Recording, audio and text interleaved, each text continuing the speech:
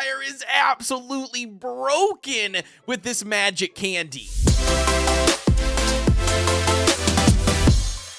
Diving right in, ladies and gentlemen, as you guys already know from the most recent update on July 7th, Vampire Cookie along with Espresso and Purple Yam all got magic candies. And not only did he get the magic candy on the July 7th update, he also got a buff by 3% for his defense and a buff for 5% for his overall HP. And I'm gonna tell you guys right now, he is absolutely busted. Like even beyond busted. If there's a word for it, it's gonna be Vampire Cookie. The guy is absolutely insane, especially after you have a plus 10 on his overall magic candy. So in today's video, we're gonna be testing him out at a max level 70, and not only that, I also got a 1-star promotion. Alrighty, so checking out the overall skill after the magic candy has modified it. You can see it's going to be on a 13-second cooldown. It's going to turn into a bat and attack the rearmost enemy, drinking their blood and restoring some HP depending on the amount of damage caused. Enemies hit by the skill suffer from Vampiric Bite debuff, and when the debuffed enemy is hit by a skill attack, the attack will always result in a critical hit. Vampire Cookie's regular attack hits the 3 nearest enemies and restores his HP. And then in green here, we've got a couple additional things. It says extra damage is going to be 44.5%.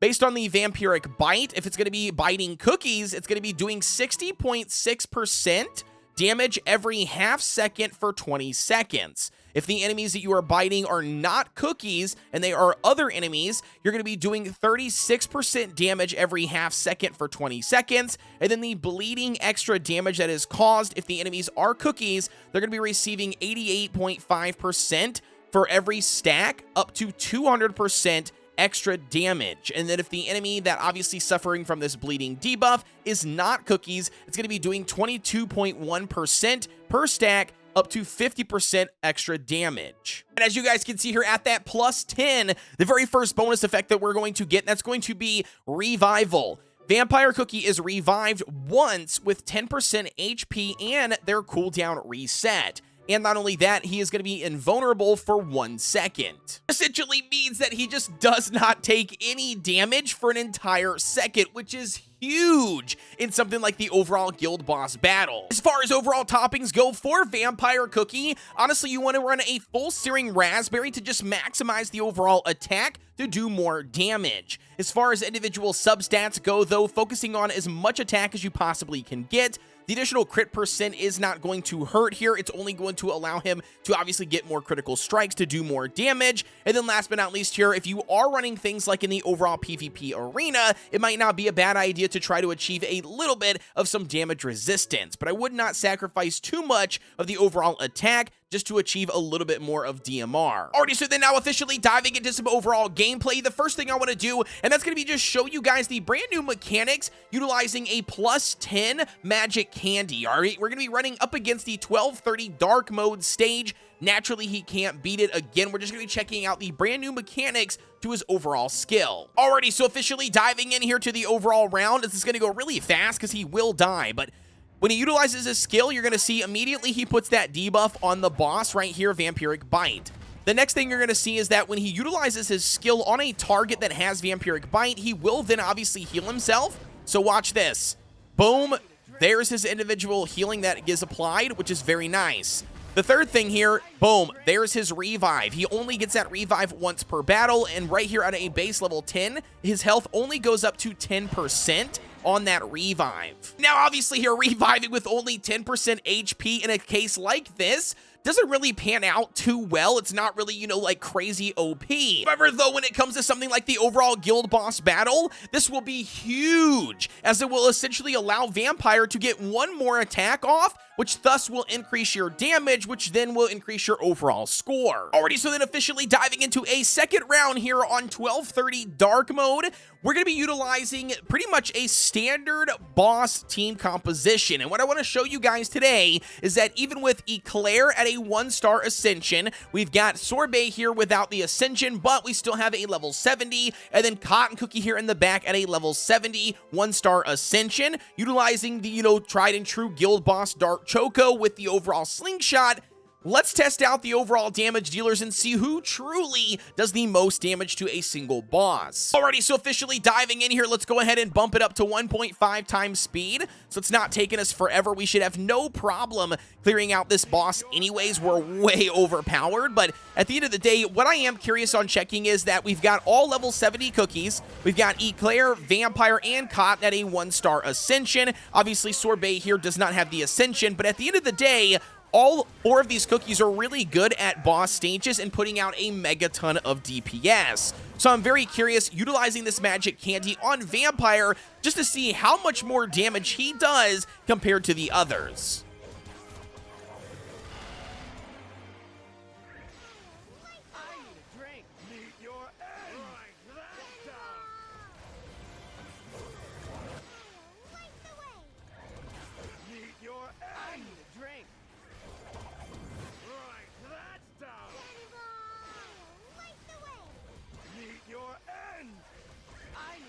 And just as expected, guys, it absolutely was very easy for us to clear it with still a 1 minute and 47 seconds left. Now let's check out the overall damage. Ooh, look at this. Look at these massive numbers, dude. All right, so we've got 2.8 million here on Dark Choco, 3.9 million here on Eclair, 3.8 million on Sorbet, a 5.5 million on Cotton, and then last but not least, bringing it home, we've got a 9.5 million on Vampire Cookie. And not only that, because he does have that magic candy, let's check out the healing done.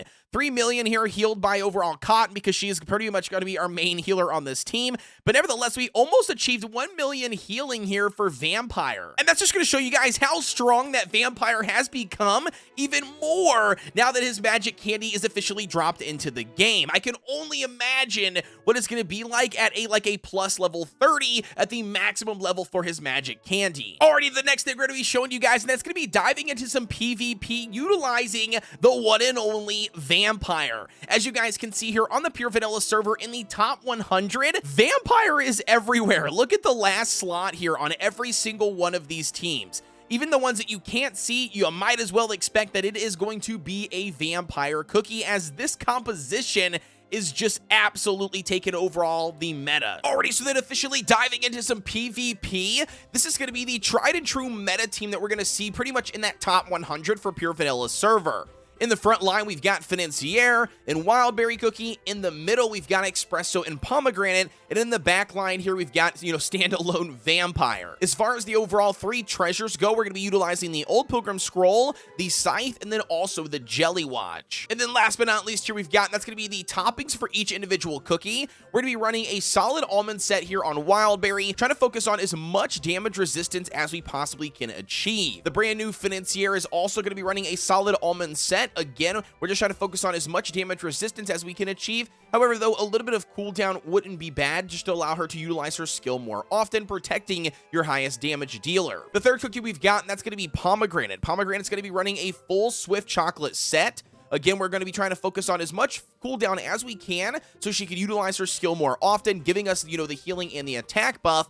But nevertheless, we do need to make sure we have some damage resistance, especially at the top tier arena. You can see we currently got, 12.1%. Fourth cookie we've got here, and that's going to be Espresso, running a full Searing Raspberry set. On Espresso here, we're going to be achieving 16% damage resistance, which again is not bad for a full Searing Raspberry set. However, the main focus here is to do as much attack as you possibly can, and I'm telling you guys, with his magic candy, he will destroy the enemy team. And then last but not least here we've got, that's going to be a new Searing Raspberry set that we've put on Vampire. Specifically went back to the toppings, kind of tried to readjust them the best that I could to give us some damage resistance for survivability, a little bit of cooldown if we ever needed it, and then we do have, 55.1% on the overall attack. So again, the ideal here is just going to be trying to stack as much attack as you can, because we do want Vampire to be able to one-shot whatever enemy is in the bag. And when it comes to this overall PvP team, we're not really looking for high, crazy damage numbers by Vampire, as much as we are looking to utilize his mechanic of jumping across the enemy lines and sniping out whatever units the furthest in the back, which in this case typically means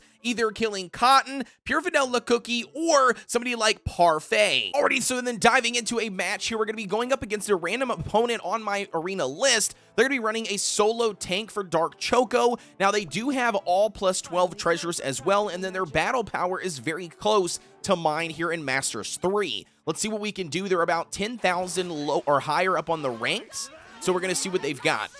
All right, so it looks like they're running a Sea Fairy. So the Sea Fairy is what was hidden right next to Eclair. Very interesting here.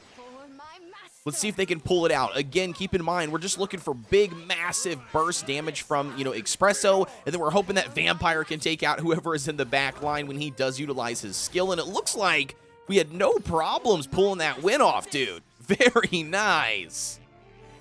Alrighty, so then checking out the overall damage. Ooh, look at this. Look at this. 4 million by Espresso, dude. Diving into the overall match here, you can see utilizing this synergy of the team, it works beautifully. We basically have Vampire here to take out whatever enemy is in the furthest in the back. Not only that, we've got, Wildberry Cookie here in the front to provide those stuns on every hit. Financier here to pretty much just protect Espresso, which they do a very good job at doing. And then not only that, as I already mentioned, utilizing that plus 12 candy on Vampire does allow him to die and then obviously get that revive to then be right back in the battle once again.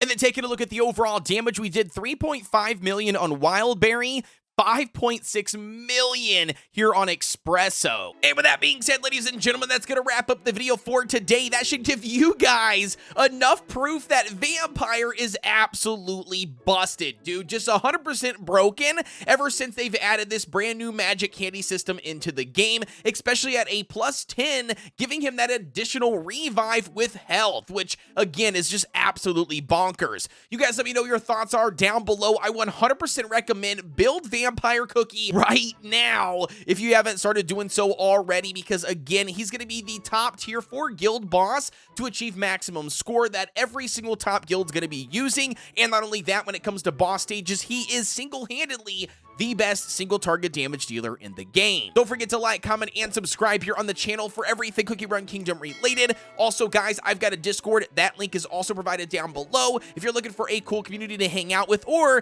maybe you got some additional questions or need some additional help. We would love to have you over there. But with that being said, as always, I'll see you guys on the next one.